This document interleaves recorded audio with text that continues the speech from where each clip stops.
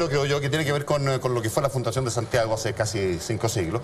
Claro que no fue el primer contacto de Europa con lo que iba a ser Chile. Esto pasó un poco antes con Magallanes en 1520, ¿no? Sí. Bueno, se ha hablado, de hecho, de ciertos festejos que se quieren hacer en el año 2020 que marcan definitivamente este contacto que se habría dado.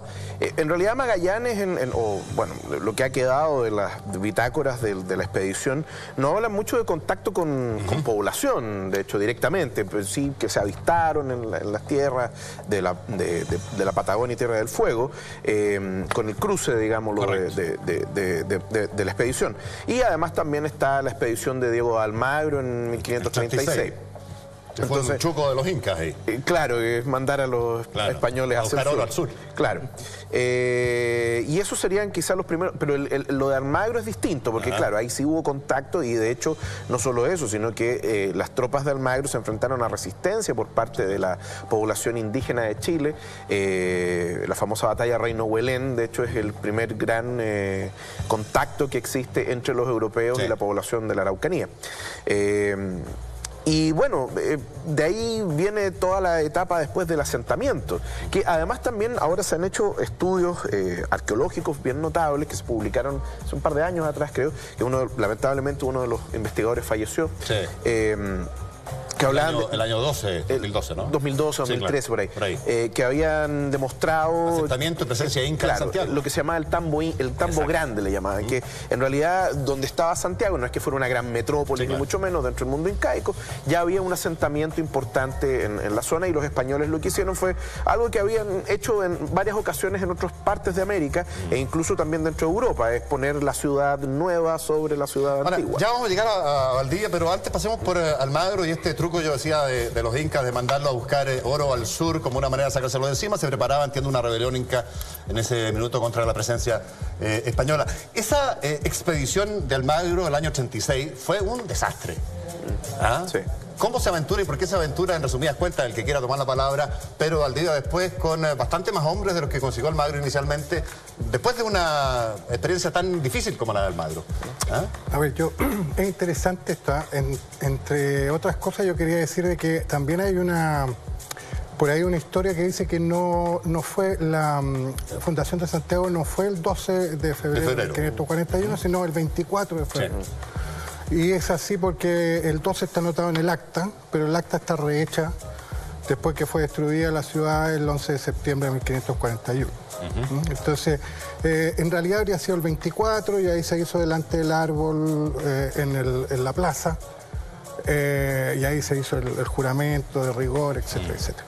Yo creo, bueno, no solo yo, digamos, muchos historiadores creen lo mismo, de que esta fundación de Santiago y conquista de Chile es una operación política de don Pedro Valdivia.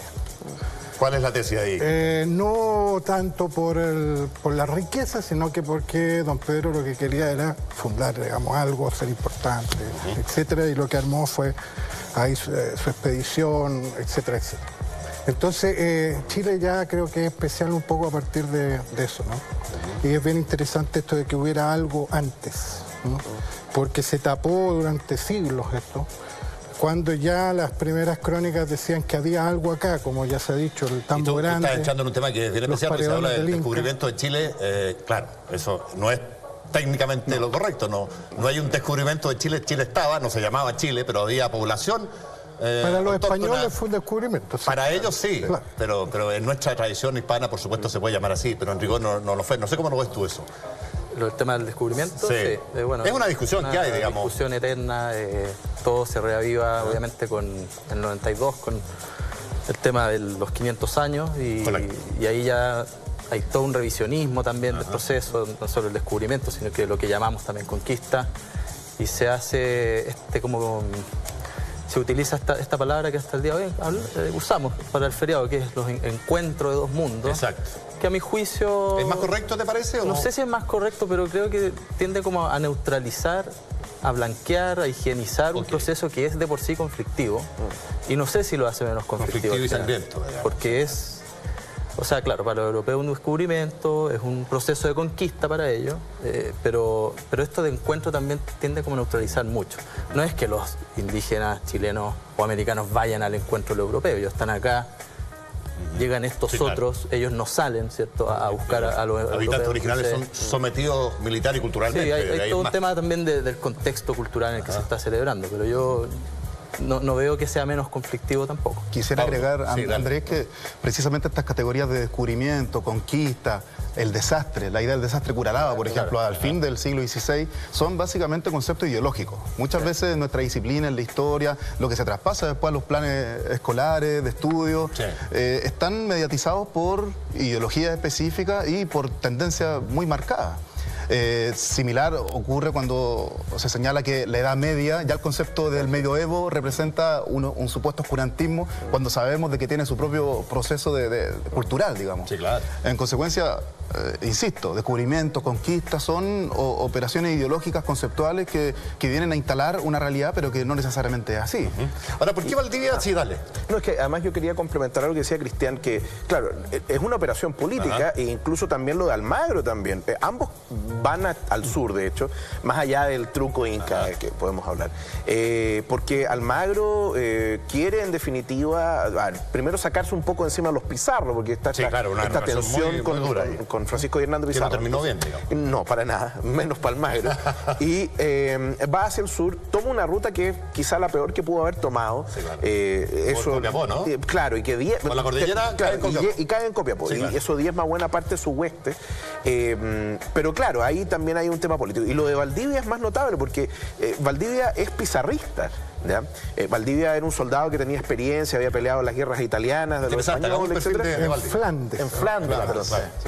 Y cuando llega al Perú, de hecho es parte del grupo de Pizarro, de hecho, no sabemos cómo lucía porque los cuadros que hay de Pedro Valdivia no tienen que ver con Pedro Valdivia, son creaciones del siglo XIX. Tenía perita y bigote. Claro, puede ser. Incluso cuando uno lee las cartas de Pedro Valdivia, que son las cartas que son tan famosas que le escribe al rey, que hay una de hecho en el Cerro Santa Lucía cuando uno va por la Alameda, y se traiga gente, que aquí se dan 4 cosechas al año, en fin. O sea, lo veían esos años. Claro, pero fíjate tú que el clima del Valle Central era bastante árido en la época, entonces tampoco era un territorio particularmente rico, en fin, pero nuevamente hay un tema de propaganda que hace el mismo Pedro Valdivia para hacerse un nombre en la historia. Efectivamente, Valdivia recibe la posibilidad de ir a Chile. Tú sostienes entonces la misma tesis de que lo que buscaba era fama y eventualmente fortuna. Bueno, que es parte de la lógica de la conquista de España. Puede ser un poquito romántico y cliché, pero es parte del epítome de las motivaciones de claro. estos hombres. Entonces, el hecho, piensa tú, por ejemplo, Valdivia hace que el vecindario de Santiago lo elija gobernador, cosa que las leyes de Indias lo impedían categóricamente. Pero ante los hechos consumados, ¿qué podía hacer la corona? Los gobernadores eran designados por la corona. Que de hecho él lo rechaza. Claro. Entonces van los vecinos, los vecinos son la hueste de él, digamos, con sus soldados, ¿no? Y van a decirle que lo acepte, que acepte el cargo, y él le dice que no, que ya, pero al final dice ya, bueno, ya sí, ya, pero hay que pedir permiso. Porque... Todo es un teatro, digamos, hecho, es una operación armada, porque él lo que quiere es... ¿Y con qué se encuentra Valdivia y por qué toma la decisión de instalarse aquí? Estaban los... El mapuche tenía en ese minuto dos brazos. Claro. Estaba el Huelén como cerro mirador, desde el punto de vista estratégico, era valioso. ¿Son esas las razones de fondo que hacen elegir a Valdivia en lugar? Sí, quiero simplemente complementar algo que se me quedó atrás. A propósito de lo que dijo Pablo, que yo también creo que la palabra encuentro tiene ese tema ideológico. Lo que yo digo es que el problema de la palabra encuentro es que tiende a neutralizar mucho algo que es conflictivo. Y si queremos verlo desde el otro prisma, debiese ser algo así como el inicio de la colonización. A tu juicio, el más adecuado. ¿Algún nombre que bautice esta situación? Yo creo que es un proceso de colonización, de colonialismo, como se llama hoy día, si tú quieres. Pero también suena blandito para lo que fue, ¿o no? No, porque también tiene una carga ideológica el concepto. Claro. Y además como el que transformas a este terreno, ¿cierto?, en subordinado a todo este territorio y su población como algo subordinado, ¿cierto?, económicamente. Ahora, uno mira desde hoy día, con las lógicas de hoy día, con toda la evolución que ha tenido el pensamiento humano hoy día, lo que pasaba en esos años. Digamos. Claro. El tema es que lo que digo es que esto de encuentro de dos mundos no deja contento a nadie. A mí eso me pasa. Y con respecto a lo de Valdivia, que tú preguntabas, bueno, ¿por qué elige? Sí, eso ya...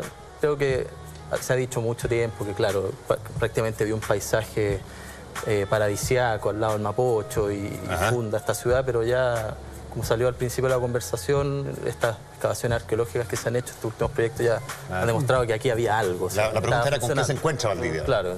Yo creo que uno de los elementos se encuentra con algo funcionando. Funcionando, sí, ¿verdad? Algo funcionando, una pero con maquinaria poca resistencia tal vez, y por eso lo hace más amigable como gran territorio. presencia indígena.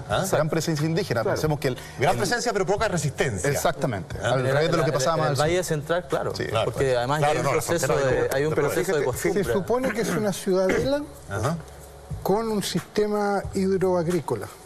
Eso es lo que había en Santiago. Eso es lo que dice el Mapocho Incaico, que es lo que hemos estado conversando. Y en términos acá. de viviendas.